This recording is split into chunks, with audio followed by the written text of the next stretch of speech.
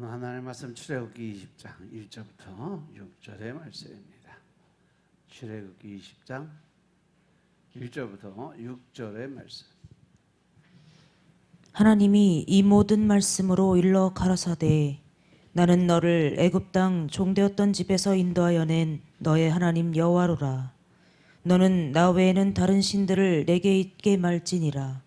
너를 위하여 새긴 우상을 만들지 말고 또 위로 하늘에 있는 것이나 아래로 땅에 있는 것이나 땅 아래 물속에 있는 것에 아무 형상이든지 만들지 말며 그것들에게 절하지 말며 그것들을 섬기지 말라.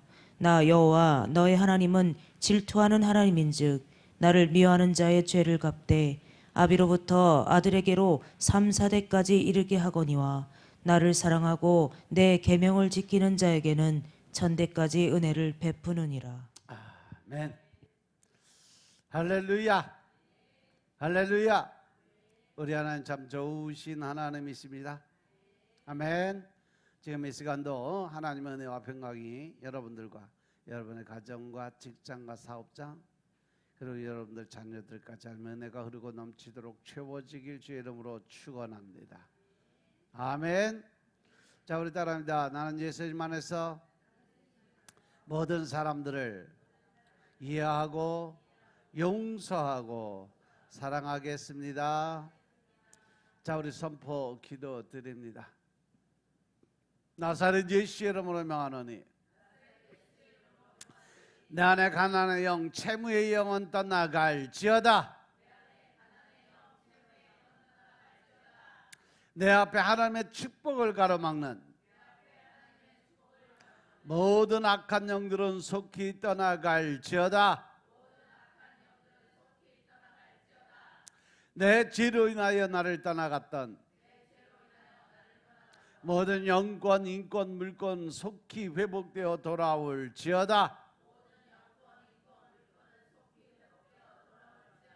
아멘. 우리 안에 있는 모든 가난의 영, 채무의 영이 다 떠나간 줄로 믿습니다. 우리 모든 빚들은 청산되어 깨끗하게 된 줄로 믿습니다.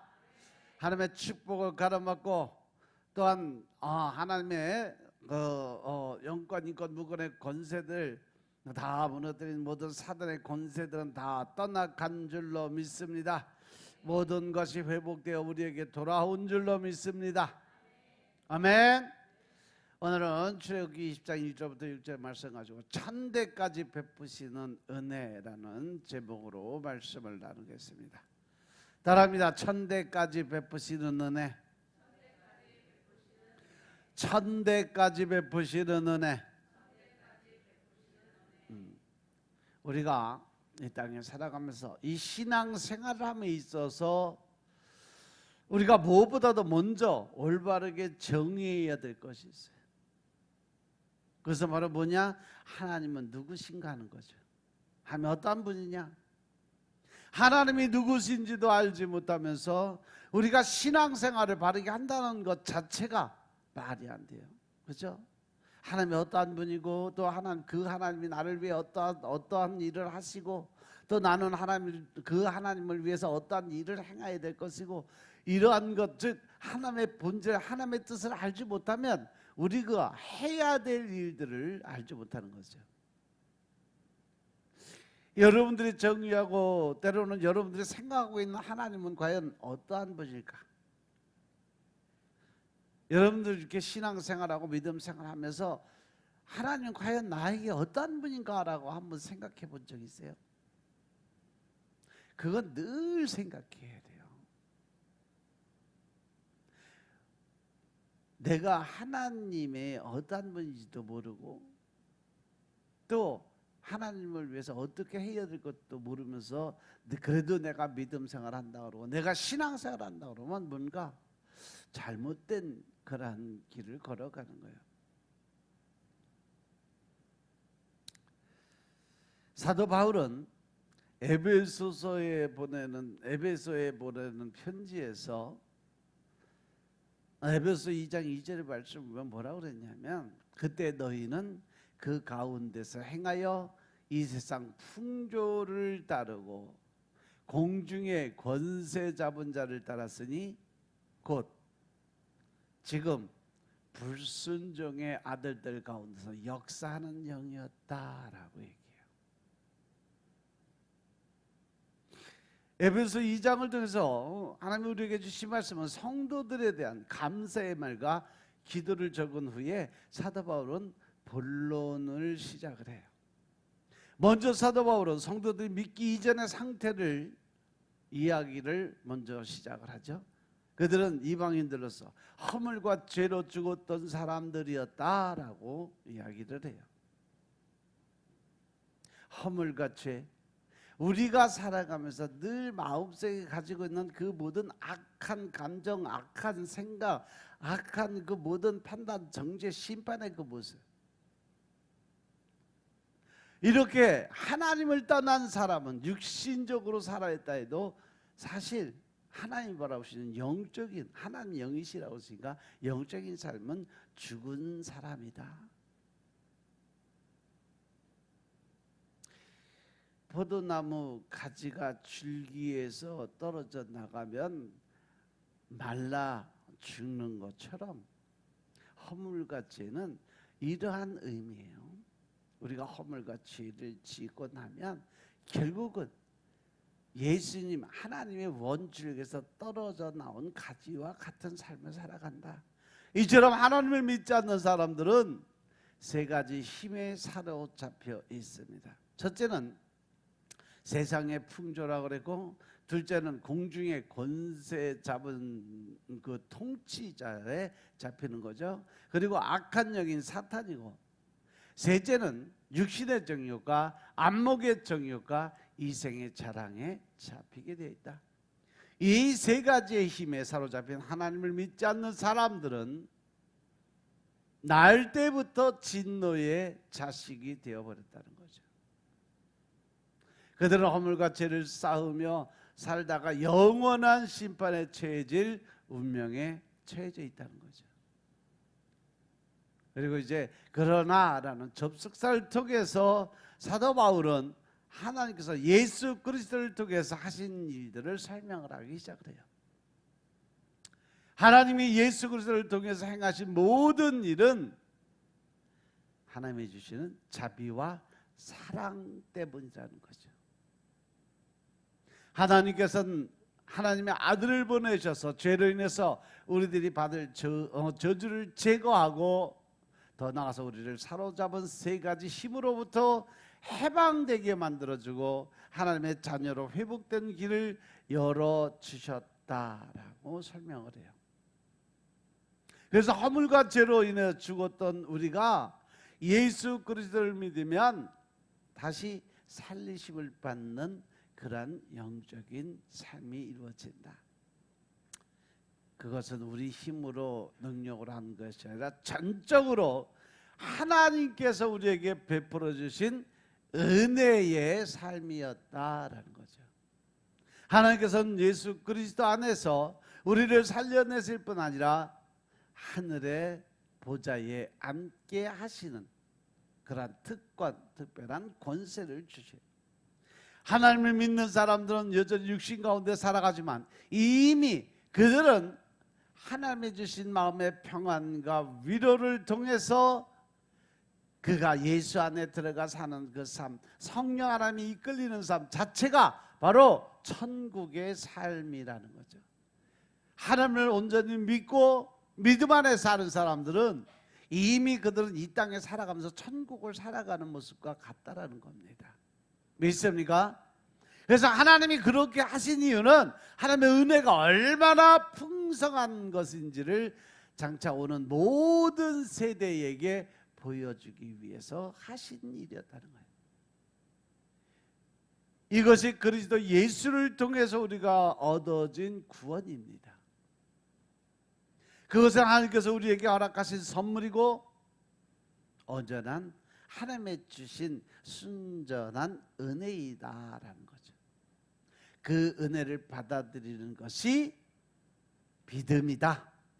믿음은 곧 하나님께서 우리에게 주신 은혜를 인정하고 받아들이는 것이 바로 믿음이라는 거예요. 그래서 사도 바울은 믿음을 통해서 은혜로 구원을 얻었다고 강조를 하고 있는 거예요. 이렇게 말한 후에 사도 바울은 이 구원이 우리들의 행위에서 난 것이 아니다. 그러니까 아무도 내가 했다라는 그런 자랑을 할 수 없게 만들어 놓으신 거라는 거죠. 우리가 하나님을 믿으면서 구원의 은혜를 나의 것이 되게 하기 위해서는 온전한 믿음이 꼭 필요하다는 거예요. 아멘. 하지만 믿음만이 우리를 구원하는 것이 아니에요. 구원을 위한 모든 준비는 하나님께서 사랑으로 또한 자비로 은혜로 이미 준비해 놓으셨어요. 그렇기 때문에 믿음은 그것을 인정하고 내 자신을 그 하나님의 말씀 안에 내 마음을 열어놓는 거예요. 계시록 3장 20절의 말씀 보면 예수님께서 내가 문 밖에 서서 너희 마음을 두드리니까 누구든지 내 음성을 듣고 문을 열면, 할렐루야, 누구든지 하나님의 음성, 성령님의 음성, 예수 그리스도의 음성을 듣고 그 마음의 문을 열어놓을 때 내가 그에게로 들어가고 그로 더불어 먹고 그는 나로 더불어 먹는 그런 일이 생긴다. 그리고 이기는 그에게, 즉 마음의 문을 열어서 하나님을 맞아들이고 모든 사단의 권세들을 이기는 그에게는 내가 보좌에 함께 앉게 하여 주기를, 내가 이기고 아버지 보좌에 앉은 것 같이 그렇게 해주겠다라고 약속하셨음을 믿으시기 바랍니다. 하나님께서 우리를 구원하신 이유는 다른 이유 없어요. 우리를 사랑하기 때문이었다. 다른 이유가 없어요. 믿음으로 그 은혜를 받아들여서 구원을 받으면 우리는 하나님이 만들어 놓은 가장 보배롭고 고귀한 그런 걸작품으로 다시 재탄생, 즉 회복이 됐다는 거죠. 그리고 하나님께서 인간을 창조하신 이유에 대해서는 하나님의 뜻을 따라 선한 일을 행하게 하려고 만들어 놓으셨다는 거예요. 죄로 인해서 사람은 그 목적을 망각하고 허물과 죄 가운데 살게 되었어요. 따라서 하나님께서 만드신 아름다운 작품이 아주 심하게 훼손이 되게 되어 있었어요. 그래서 하나님께서 그것을 바라보시고 참 안타깝게 생각을 하시고 영원히 천국 이 낙원에서 같이 살고 동거동락하기 위해서 만들어 놓은 인간이 죄를 짓고 하늘나라를 떠나서 세상에 살아가다 보니까 너무 죄가 많은 거야. 그래서 너무 안타까운 마음에 하나님은 그 하나님의 아들을 보내주셔서 우리를 회복시키기로 작정을 하셨던 거죠.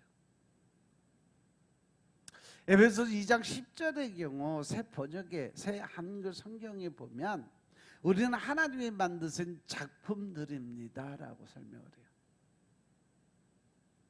그리고 하나님이 미리 마련해 두신 선한 일들을 위해서 우리는 그래서 예수님 안에서 창조되었다.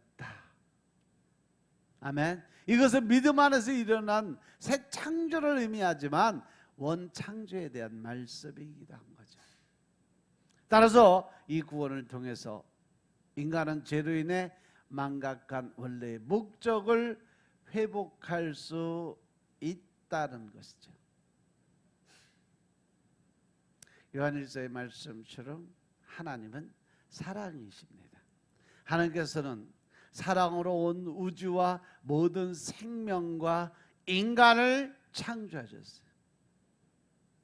하나님께서 이 땅에 인간을 창조하신 이유는 다른 것 없어 그를 사랑하기 때문에.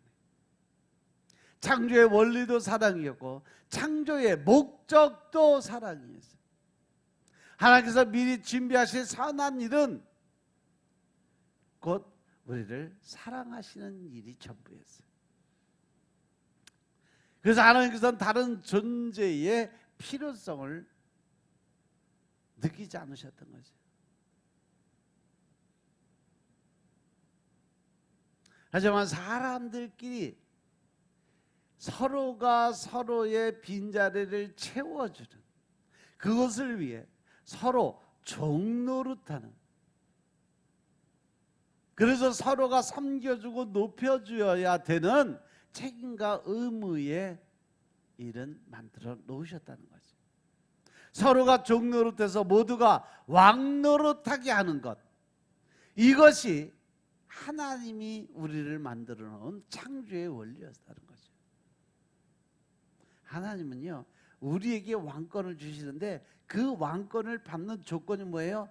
서로가 서로를 섬기고 이해하고 용서하면서 그 안에서 하나님 나라를 만들어 가는 것이 하나님이 우리에게 약속하신 왕권의 기본적인 조건이었다. 믿습니까? 이것이 하나님이 우리에게 주신 창조의 논리예요. 이것이 우리에게 하나님이 주신 원래의 복, 즉 원복이었다는 거죠.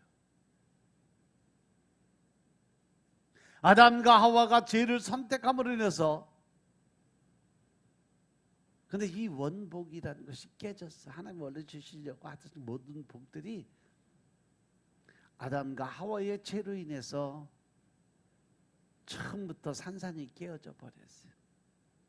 죄를 선택했다는 말은 하나님의 논리, 하나님의 방법, 하나님의 뜻을 거스르겠다는 얘기야. 즉 사랑하지 않기를 작정을 했다는 거죠. 사랑하는 걸 포기했다라는 거죠. 서로에게 종노릇하기를 거부했고 서로에게 왕노릇하기만을 선택했다라는 거죠. 그래서 우리가 예수 안에서 성령 하나님의 인도하심에 따라 성령의 세례를 받지 않으면 결국 우리는 종노릇하는 걸 거부하고 왕노릇하기를 위해서 살아가기 때문에 우리 안에 늘 무슨 죄? 자만과 교만의 죄가 더해지고 있다는 사실 명심하시기 바랍니다. 그 결과로 발생한 현상 모두가 다 사단의 종이 되어버렸다는 겁니다. 서로에게 왕노릇하기를 추구한 결과 인간은 세겹줄에 결박되어 버렸어요. 하나는 세상의 풍조라는 줄에 묶여버리고 또 하나는 악한 영이라는 줄에 묶여버리고 또 하나는 육신의 정욕, 안목의 정욕, 이생의 자랑이라는 줄에 묶여버렸다는 거죠. 하나님 안에서 삼겹줄은요 절대 끊어지지 않고 모든 것이 하나로 묶을 수 있는 그러한 힘과 능력이 있어요. 그런데 세상적인, 육적인, 마귀적인 이 사단적인 삼겹줄에는요 자아만 살았어요. 내가 최고요. 내가 하는 게 제일 옳은 거예요. 내가 하는 방법이 맞는 거예요. 다른 사람 건 다 틀린 거예요. 언니들, 모든 사람들이 내 생각과 다른 생각을 가지고 이야기를 하면 사람들은 모든 사람들을 심판하고 판단하고 정죄함으로 해서 그 사람은 틀렸다라고 이야기를 해요. 그런데 이 세상에 틀린 논법은 없어요. 단지 생각하는 면이 결정하는 그 포인트가 좀 다를 뿐이에요. 그런데 하나님의 사람들은 서로 이해와 용서와 사랑의 마음을 갖고 그들을 바라볼 때 그렇게도 생각할 수 있겠구나, 그렇게 결론을 지을 수도 있겠구나 라고 이해하고 그들을 이렇게 좀 높여주길 원하고 그렇게 삶을 살아가는데 하나님을 떠난 사람들은요 그래서 바로 다 심판하고 정죄하고 판단해 버려요. 그래서 극과 극을 딱 갈라놔 버려요.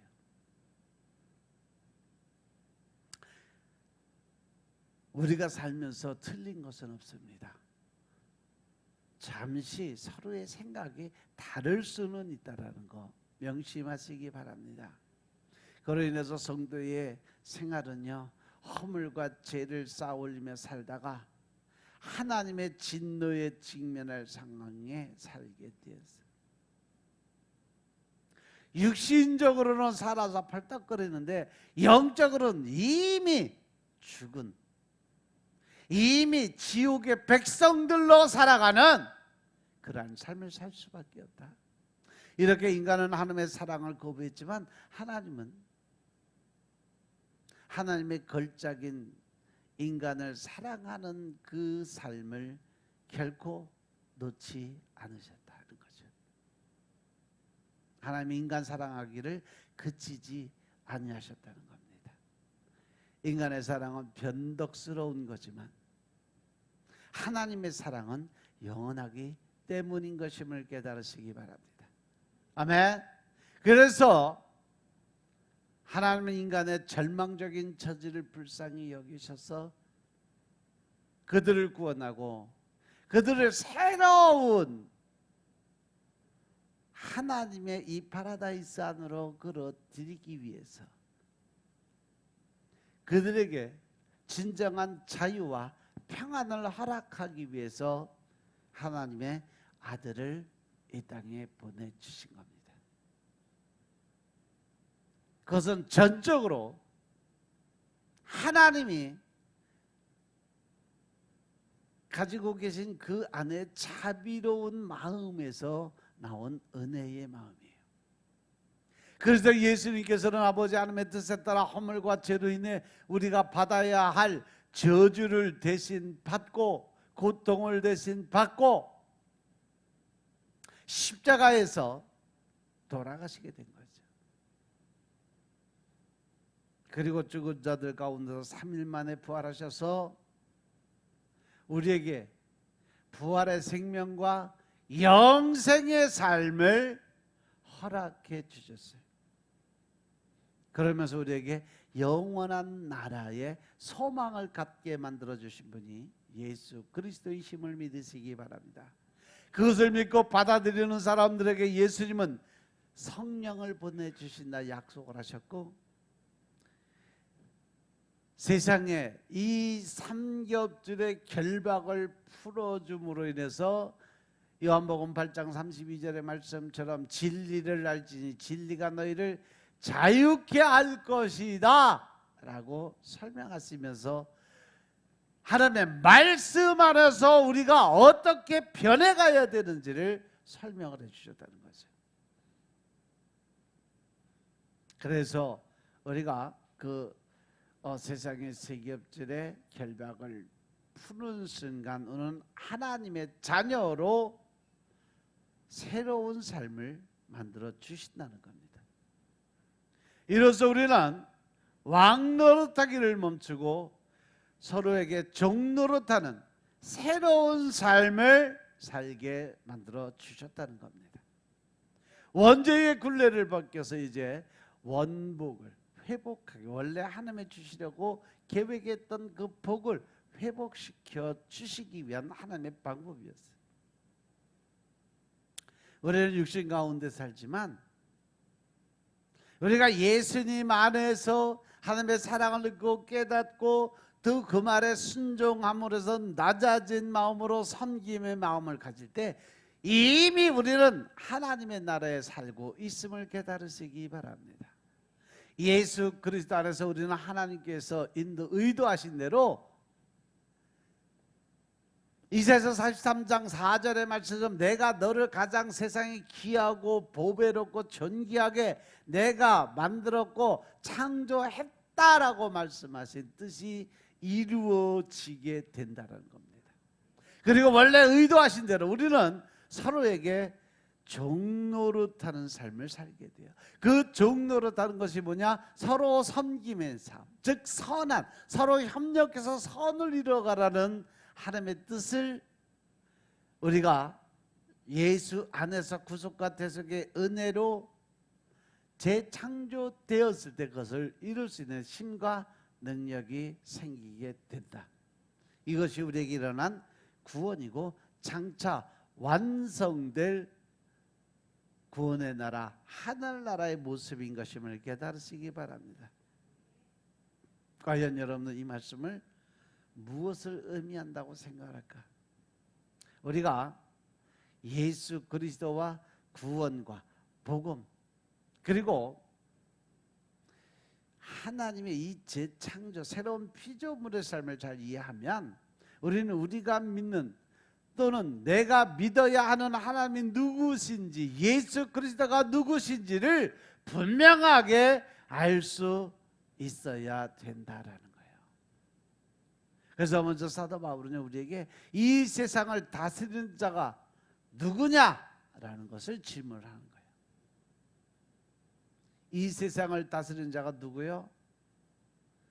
하나님께서 마귀 사탄에게 주신 게 이 땅에 공중의 권세 잡은 자로 인정을 했어요. 모든 이 땅을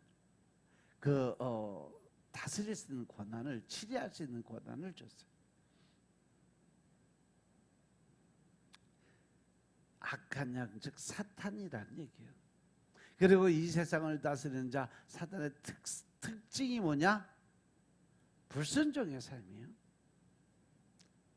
그리고 잊지 말아야 될 것은 뭐냐? 이 악한 영이 세상을, 그리고 우리를 다스리고 또 다스리려고 한다는 사실이에요.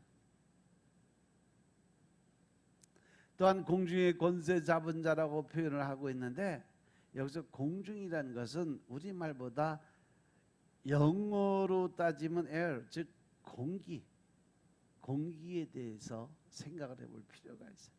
공기라고 우리말로 표현한다면 공기의 특징은 첫째 보이지 않는다는 거죠. 그런데 그 중요성, 우리 삶에 있어서 없어서는 절대 안 되는 그러한 것이 바로 공기라는 거예요. 이를 다시 말하면 우리를 유혹하는 악한 영은 보이지 않는 것을 가지고 자신의 것이라고 거짓말로 우리를 유혹한다는 거죠. 그리고 우리에게 필요한 것을 조종함으로 우리를 속이려고 하는 거죠. 실제 마태복음 4장에 보면 예수님을 유혹하던 장면이 나와요. 마태복음 4장 8절부터 9절의 말씀 보면 마귀가 또 그를 데리고 지극히 높은 산으로 가서 천하 만국과 그 영광을 보며 이르되 만일 내게 엎드려 경배하면 이 모든 것을 내게 주리라 라고 이야기해요. 그런데 원래 이 세상에 모든 권한이 누구 손에 달려 있을까? 하나님의 손에 달려 있다는 거예요. 단지 잠시 하나님께서 마귀 사단에게 이 공중의 이 세상을 다스리는 치리할 수 있는 권한은 주었지만 원래 주인은 하나님의 것이에요. 그런데도 이 사단 마귀는 마치 그 모든 것이 내 것인 양, 내 것인 것처럼 이 땅을 지가 정복하고 다스리는 왕권을 가지려고 노력을 하거든 거죠. 사단은 예수님께서 뭐라고 속삭여요? 자기에게 절하면 세상의 모든 것을 주겠다라고 이야기를 해요. 예수님을 이렇게 속이려고 하던 이러한 사단의 속임수에 우리는 지금 속아 넘어가고 있다는 거예요. 왜? 내 안에 뭐가 없으니까? 말씀이 없으니까. 내 안에 하나님이 안 계시니까. 내 안에 예수 그리스도의 마음이 없으니까 늘 마귀 사단은요, 우리 안에 하나님의 권세가 없으므로 그들을 정복하고 다스려가는 권한을 사용하기 원한다는 거죠. 에스겔 선지자에게 하나님이 말씀하신 것을 보면 에스겔서 14장 3절에 보면 인자야, 이 사람들이 자기 우상을 마음에 들이며 죄악의 걸림돌을 자기 앞에 두었으니 그들이 내게 묻기를 내가 조금이들 용납할 수 있겠냐라고 물어보세요. 사람들이 자기 우상을 마음에 들였다는 거예요. 왜 그랬을까? 왜 우상을 마음에 들이고 인정을 했을까? 성경은 우리가 우상을 마음에 들이고 죽음에 이르는 이유를 뭐라고 표현하면 야고보서 1장 15절에 보면 욕심이 잉태한 적 죄를 낳고 죄가 장성한 적 사망을 낳는다. 내 안에 욕심의 마음을 가지니까 이 사단 마귀가 그들을 정복하게 만드는 기회를 줬다는 거예요. 골로새서 3장 5절의 말씀을 보시면 그러므로 땅에 있는 지체를 죽이라 곧 음란과 부정과 사욕과 악한 정욕과 탐심이니 탐심은 곧 뭐다? 우상 숭배다. 여러분들이 가지고 있는 욕심의 마음, 그 마음은 곧 하나님 보시기에는 그게 우상이고 그 마음을 따라가는 것 자체가 우상 숭배라는 거예요. 하나님은 우리에게 그 성경에 쭉 보면 계속 말씀하신 것이 뭐냐면 우상이라는 것은 하나님보다 더 좋아하는 모든 것이 다 우상이다. 믿습니까? 믿습니까? 돈, 명예, 권세, 특히 자녀를 둔 부모들은 자녀가 우상이 돼서 요즘엔 초등학교 때부터 시험 때가 되면 뭐 시험 공부했다가 교회 안 보는 부모들이 더 많이 늘어간다고 그래. 그전에 뭐 처음 시작은 고등학교, 대학 보내야지요. 이제는 중학교까지, 이제는 초등학교까지.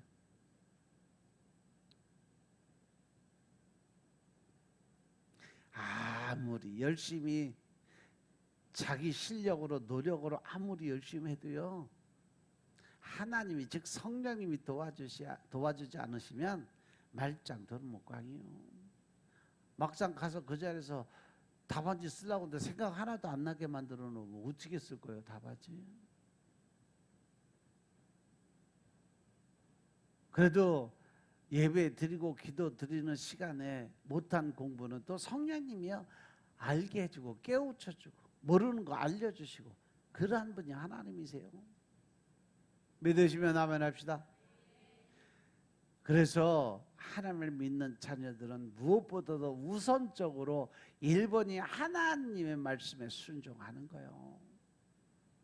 하나님이 예배에 집중하라면 예배에 집중하고 기도에 집중하라시면 기도에 집중하고, 내가 어떠한 일, 힘들고 어려운 일, 급한 일이 있을 때면 그냥 머릿속으로 내가 뭔가 하려고 노력하는 것이 아니라 먼저 하나님 앞에 나와 엎드려서 하나님이 어떻게 할까요? 물어보고 하나님이 하라는 대로 순종할 수 있는 믿음을 가지시기 지금 축원합니다. 아멘. 하나님이 싫어하는 그 모습이 바로 탐욕이라는 것이에요. 우상 숭배라고도 쓰고 탐욕이라고 읽어야 되는 그러한 말이 탐욕이란 거예요. 단순히 사람이 가지고 있는 욕심의 마음뿐이 아니에요. 분명히 말씀드린 것은 욕심은 하나님이 사람에게 그 어떤 주는 마음에 좀 더 큰 것, 높은 것, 좋은 것 이런 것을 원하는 그 마음 자체는 우상숭배가 아니라고 봐요. 어떤 분은 욕심마저도 부정적인 걸 생각하는 분들이 있는데 욕심과 탐욕을 분명하게 구분할 수 있어야 된다. 아멘. 욕심은 인간이 가질 수 있는 어떻게 보면 당연하고 순수한 감정이 욕심의 마음이에요. 하지만 탐욕은 이유를 알 수 없는 이 더라는 비교급이 만들어낸 감정이에요. 욕심은 그냥 순수하게 마음속에서 우러나오는 마음, 좀 더 이렇게 좋은 거, 예쁜 거 이런 것들을 느낄 수 있는 감정, 그것을 통해서 우리에게 주어진 게 그게 욕심의 마음인데, 탐욕이란 것은 그보다 더 좋은 것, 특별히 탐욕이란 단어는요 더욱더 가지려는 억제할 수 없는 열망이나 우상을 만드는 인간의 마음을 잘 표현한단 말이에요. 물질적 소유를 더 가지는, 더 받으려는, 그래서 결국엔 더 원하는 사람의 마음이 바로 탐심의 마음이다. 무엇보다도 더 많이 더 좋은 걸로 이러한 마음을 갖는 것. 즉 쉽게 한마디로 말씀드려서 탐심은 왜 우상 숭배라고 말씀하셨는지 보면 결국 오직 나 자신만을 위한 절제가 없는 삶이다. 그렇기 때문에 그것이 우상 숭배라는 거죠. 하나님의 마음은 서로 협력하고 선을 이루어가는 건데 이 탐심, 욕심의 이 탐심의 마음은 뭐냐면 그보다 더 나은 것, 더 좋은 것, 그것은 오직 나를 위해서만 존재해야 된다는 거죠. 그리고 그런 삶의 가장 기본적인 전제는 그 안에는 뭐가 없다? 하나님이 없다라는 겁니다. 그러면 어떻게 하면 우리 안에 살고 있는 탐욕을 버릴 수 있을까? 어떻게 하면 이 탐욕이라는 혼적인 존재와 작별하고 바이바이 할 수 있을까? 탐욕의 반대말을 생각하면 아주 쉽게 답을 얻을 수 있어요.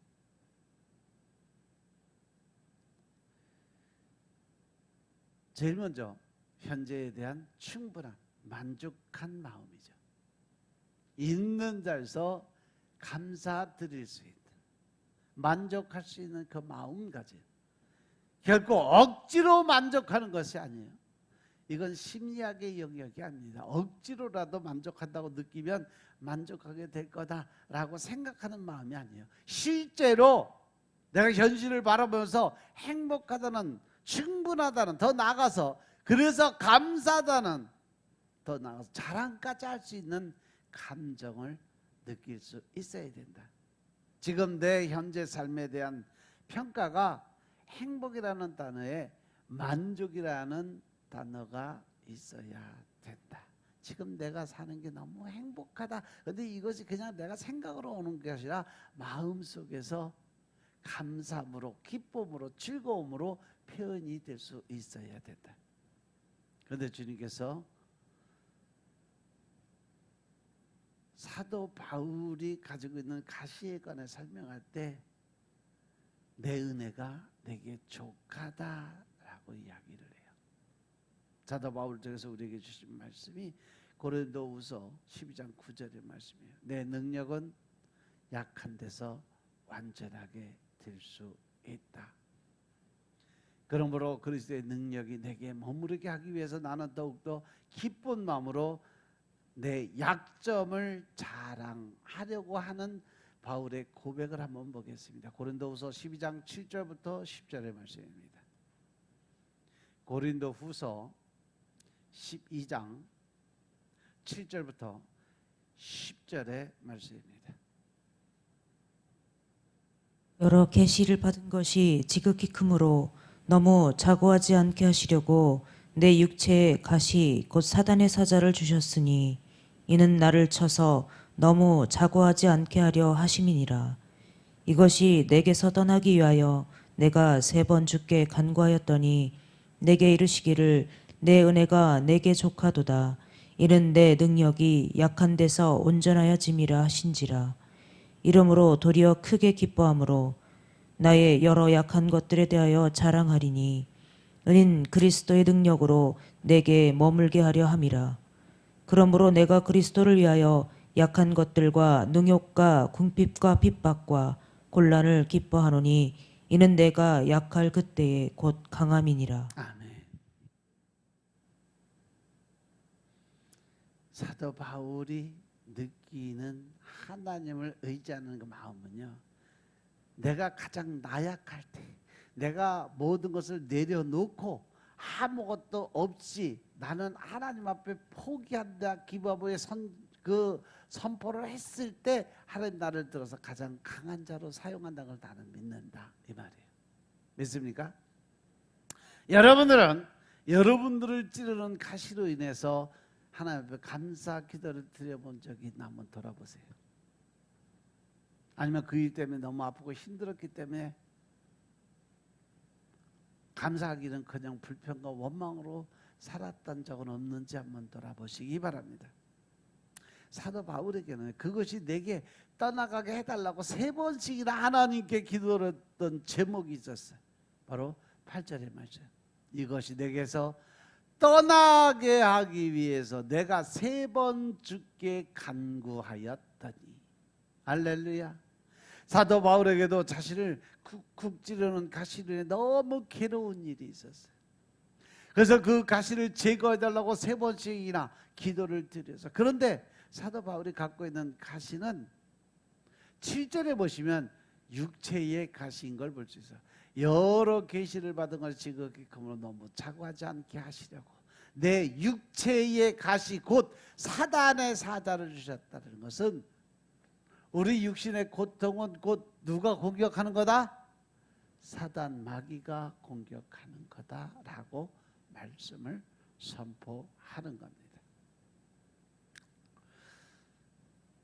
그런데 그 육신의 가시가 뭐냐? 어떤 사람은 뭐 가시가 안질이라는 소리도 있고 또 간질병이라고 이야기하는 사람들인데 확실하게 나도 안 봐서 몰라. 성경에 기록이 안 돼 있어서 무슨 병인지 모르는데 아무튼 되게 그때 당시에 왜 공간 복음이나 외래서를 보면 간질병이었던 것 같아요.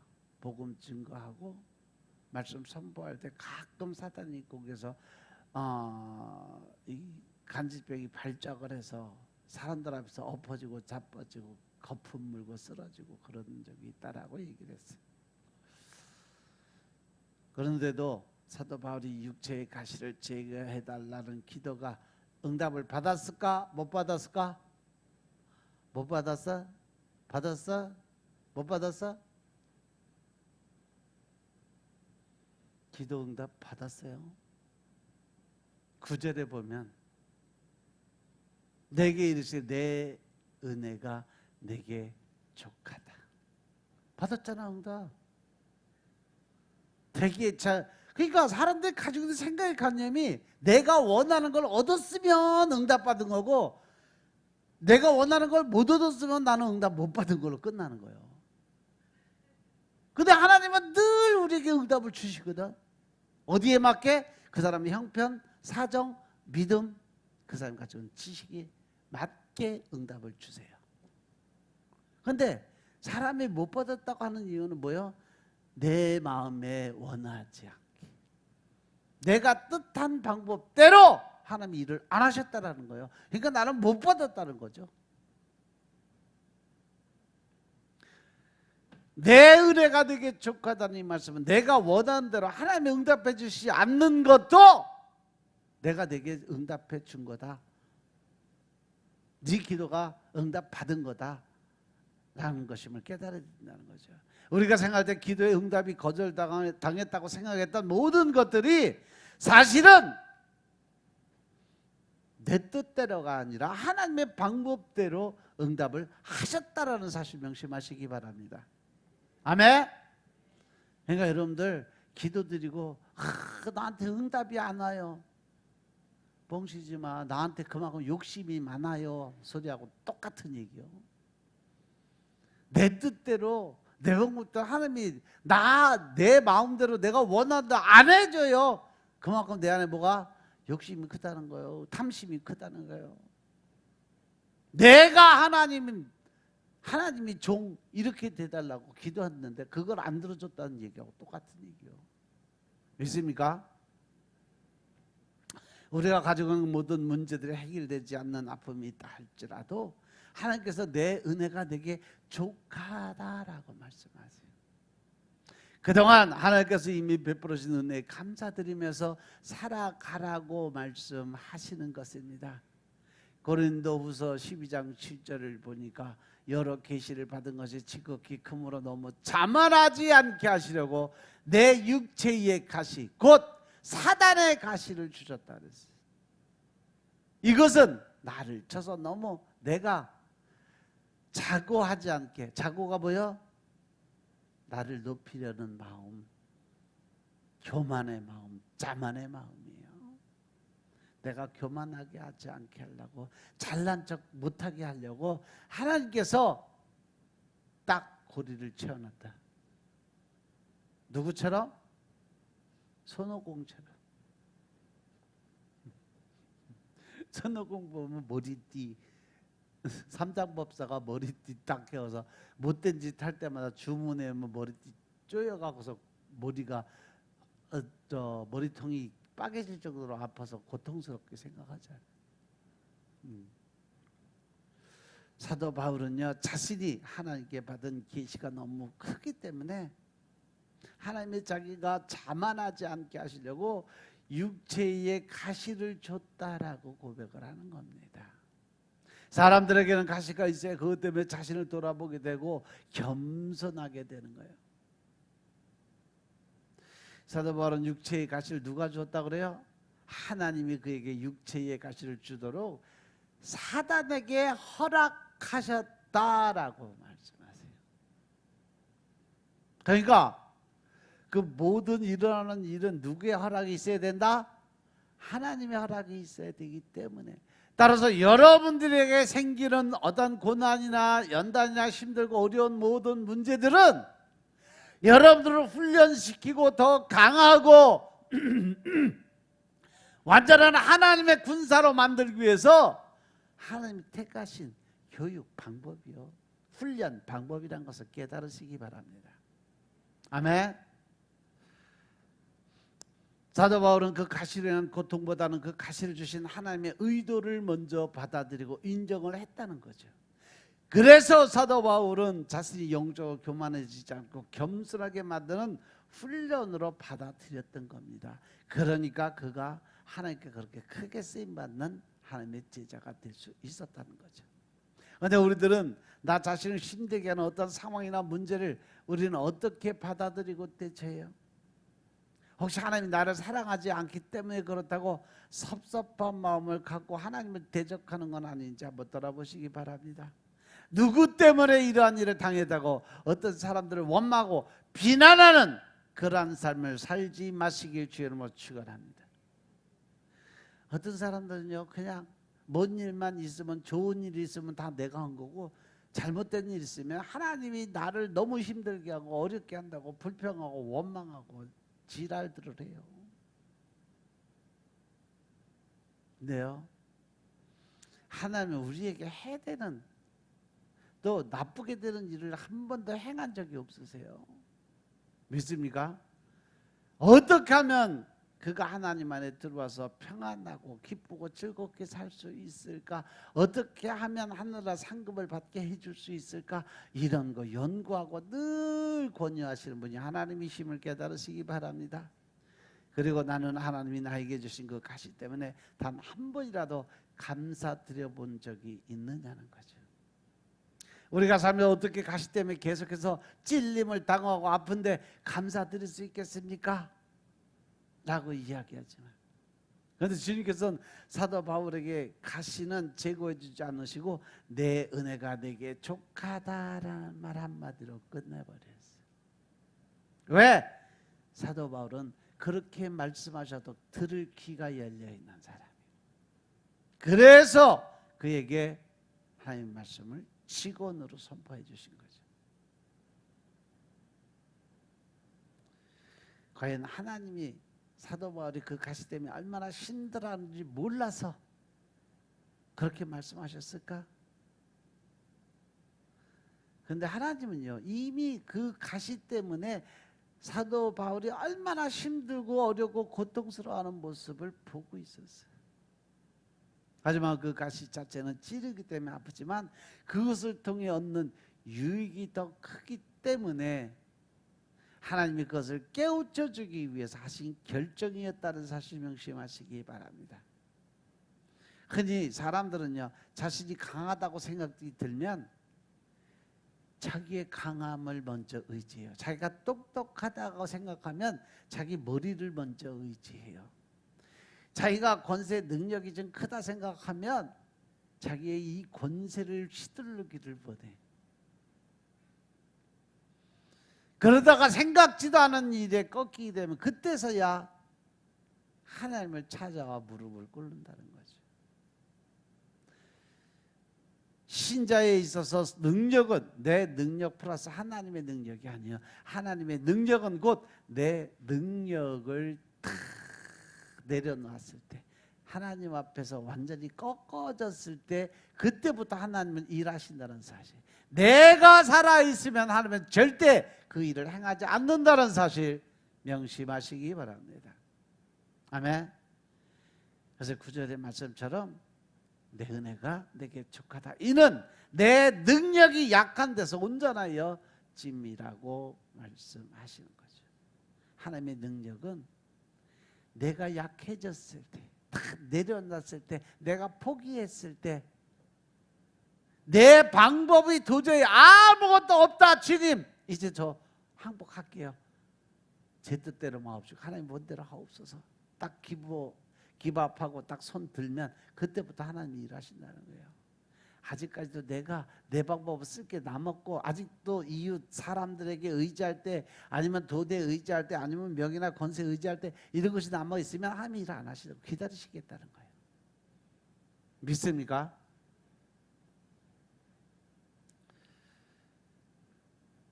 그래서 도리어 크게 기뻐함으로 나의 이러한 것들에 대해 자랑한다. 왜? 내가 약해서 하나님이 나를 도와주고 계시다는 사실을 느꼈을 때 난 그걸로 감사드린다.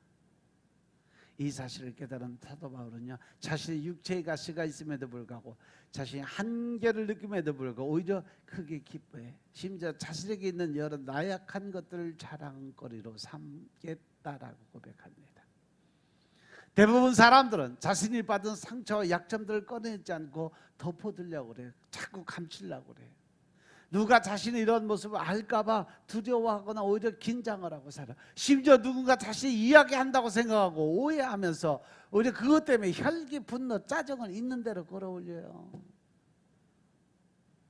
옛날에 내가 그랬어.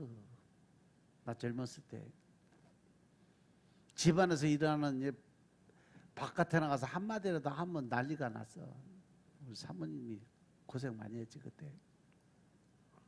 집안에 있는 얘기는 바깥에 나가서 절대 한마디도 떠벌리면 안 돼. 왜? 그게 자존심이라고 생각하고 살았어요. 그때 어느 한순간 하나님이 꼬꾸라뜨리라고.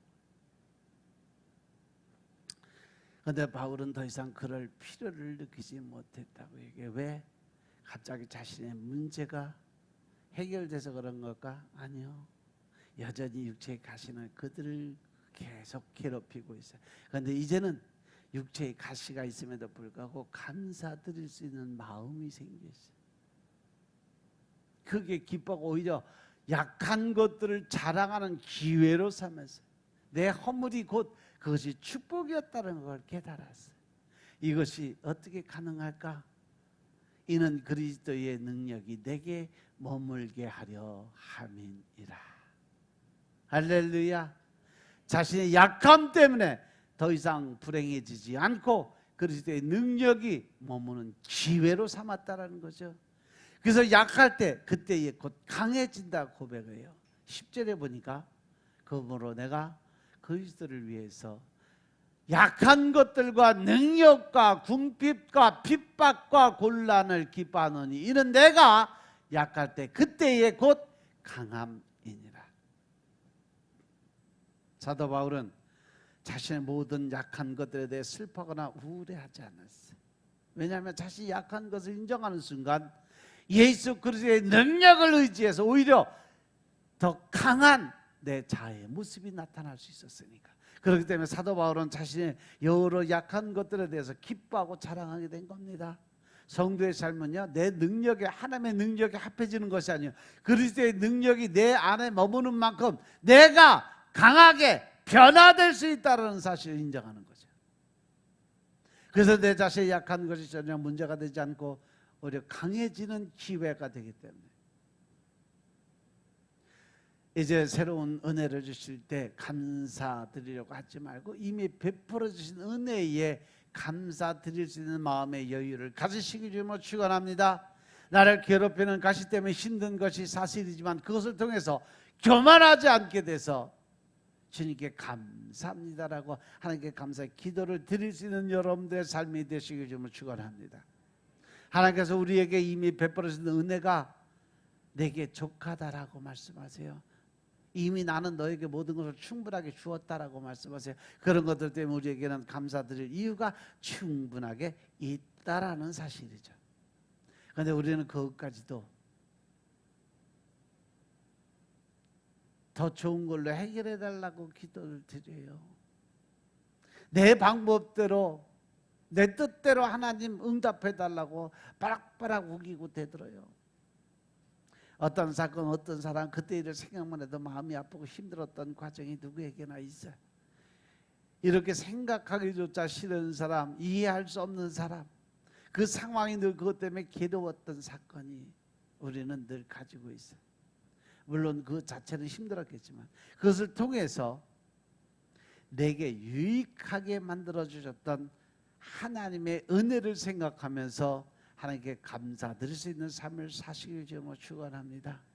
나를 변화시키기 위해서, 나의 성격을 바꾸기 위해서, 내 자의 존재를 더 하나님이 강하고 단단하게 만들어서 마귀 사단과 싸워 이기는 능력자를 만들기 위해서 다른 사람들을 들어 사용했다는 사실을 깨닫고 순종하며 감사드리시기 바랍니다. 이스라엘 백성들의 애굽의 왕 바로 왕에게 건져주신 하나님께 감사드렸던 것처럼 우리 또한 우리들에게 일어났던 그 사건을 통해서 많이 힘들었지만 하나님의 크신 은혜를 깨닫게 하신 하나님께 감사드려야 될 줄로 믿으시기 바랍니다. 여러분들은 가장 힘들게 했던 사람이 있다면 그 자체는 내겐 고통스러운 일이었지만 그것 때문에 하나님을 가까이 하게 되었다면 그것 때문에 감사드려야 될 제목이 생겼다라는 거죠. 아멘. 내가 너무 나를 힘들게 만들었던 그 사람 때문에 내가 하나님을 알고 예수를 믿고 깨닫게 되었다면 오히려 그 사람한테 내가 감사할 수 있는 마음을 가져야 된다는 거예요. 믿습니까? 그 실제적인 예가 바로 손양원 목사님이에요. 두 아들 장례식장에서 손양원 목사님이 한 인사말이 있어요. 제가 이 시간에 무슨 답사라고 무슨 인사를 하겠습니까마는 그래도 하나님 앞에 감사드릴 마음이 있어서 몇 말씀을 드립니다. 그리고 자기 아들 두 아들이 한순간에 죽어 총 맞아 죽었는데 그 자리에서 그들을 떠나보면서 아들들에게 하시는 말씀, 한 아들의 순교도 귀하다 하거늘 하물며 두 아들의 순교라니요. 하나님 감사합니다. 예수 믿다가 누워 죽는 것도 큰 복이다 하거늘 하물며 전도하다 총살 순교당함이를 하나님 감사합니다. 미국 유학 가려고 준비하던 내 아들 미국보다 더 좋은 천국에 갔으니 내 마음이 안심되어 하나님 감사합니다. 나의 사랑하는 두 아들을 총살한 원수를 회개시켜서 내 아들 삼고자 하는 사랑의 마음을 주신 하나님 감사합니다. 손 목사님은 두 아들을 죽인 그놈을 찾았다가 회개시키고 자기 친아들로 호적에 입적시켜서 키웠어요. 하나님의 사랑으로 평생 그를 바라보면서 떠나간 아들 두 아들 대신 그를 키워서 결국은 그분이 신학을 해서 전도사 되고 지금 목사 돼서 지금까지 하고 있어요. 비공식적으로 그 사람의 이름은 공개가 됐지만 얼굴은 공개를 안 했어요. 이러한 감사 기도를 드리는 손 목사님의 순교한 모습에 장례식장은 눈물바다를 이뤘다 그래요. 하지만 손 목사님은 슬퍼하기보다 영광일세, 내가 누릴 영광일세 하고 찬양을 힘차게 불렀다고 그래요. 한 번도 해보지 못한 것에 감사할 때 기적이 일어납니다. 한 번 더 사랑한다고 말해본 적이 없고 감사하다고 말해본 적이 없는 그것 때문에 여러분들 감사 한번 드려보세요. 막힌 것이 뚫어지게 됩니다. 내 안에 받은 상처가 치유가 됩니다. 내 안에 그 악한 혈기, 분노, 짜증의 영들이 떠나가게 됩니다. 여러분들을 그렇게 오랫동안 눌러왔던 것에 자유함을 얻게 됩니다. 여러분들의 분노와 미움이 눈과 같이 녹게 됩니다. 하나님 그것 때문에 너무 마음이 아프고 힘들었어요. 그런데 그것 때문에 영적인 회복의 기회가 주어졌기 때문에 감사드립니다. 이렇게 기도드릴 수 있는 여러분들 되시길 주님으로 축원합니다. 그리고 탐욕이란 것은 불필요한 것들의 나눔이요. 탐욕은 그 자체가 죄고 동시에 사람이 자기 자신의 뜻에 따라 지은 모든 죄의 근원이 되는 죄악 중에 한 가지입니다. 그런데 특이하게도 이 탐욕은 인색이라는 그 단어와 동일해요. 탐욕과 인색은 같은 의미예요. 탐욕은 남에게 베풀지 않고 재물을 모으기에 급급해서 지나치게 인색함을 포함하고 있는 단어이기 때문에 그래요. 그러니까 탐욕과 이별하기 위해서는요, 그저 모으기에 급급했던 삶을 멈추고 내게 충분하게 필요한 것들을 나누는 삶이 반드시 필요하다. 그렇게 나누기로 마음먹은 것으로만으로도 이미 탐욕과 우리는 좋은 안녕의 순간을 맞이할 수 있다. 실제로 그 나눔이 상대방에게 이어질 때 탐욕은 어느새 기쁨이 되고 나눔을 통한 뿌듯함으로 변화가 될 수 있다는 거죠. 그래서 누가복음 6장 37, 38절에 보시면 예수님이 뭐라면 남을 비판하지 말라고 그랬어요. 그리하면 너희가 비판을 받지 않을 것이고 정죄하지 말라. 그리하면 너희가 정죄를 받지 않을 것이요. 용서하라. 그리하면 너희가 용서를 받는데 너희 가진 것을 주라. 그리하면 너희에게 줄 것이니 곧 후히 누르고 흔들어 넘치도록 해서 너희에게 안겨주겠다. 너희의 헤아리는 그의 헤아림으로 너희도 헤아림을 도로 받을 것이. 남을 도와주는 만큼, 남을 생각해 주는 만큼 하나님께서 너를 도와주고 그만큼 생각해 주겠다는 말씀이에요. 반대로 하면 네가 남들도 안 도와주고 남들 생각도 안 하고 네 생각만 하고 있으면 하나님도 아무것도 안 하고 하나님도 하나님 생각만 해서 너하고 상관없는 삶을 살겠다 이 말씀이에요. 믿습니까? 믿습니까?